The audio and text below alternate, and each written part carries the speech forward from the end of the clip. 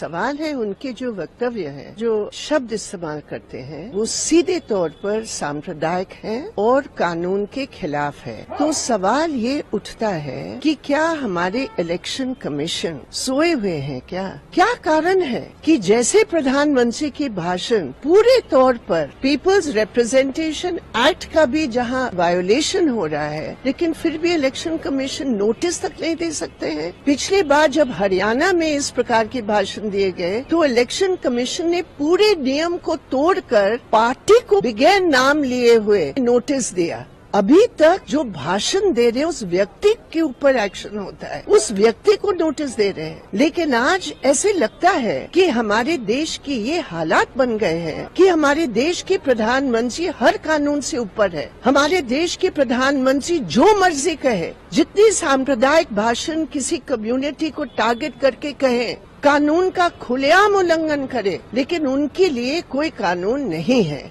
ये बेहद गलत है। इलेक्शन कमीशन को तुरंत नोटिस देना चाहिए, एक्शन लेना चाहिए, चाहे वो प्रधानमंत्री हो या न हो। हमारे देश के कानून, हमारे देश के संविधान हर एक के ऊपर बराबरी का एक अधिकार है और उनके ऊपर भी लागू होता है। जो उनका भाषण का आधार है उसको आप देखिए। उन्होंने कहा घुसपैठियों को, इस समय जो गैर बीजेपी सरकार है जेएमएम के नेतृत्व में, वो घुसपैठियों को लगातार उनकी माफिया को वो समर्थन कर रहे हैं। हकीकत क्या है? झारखंड का गठन हुआ सन 2000 में, 2024 है।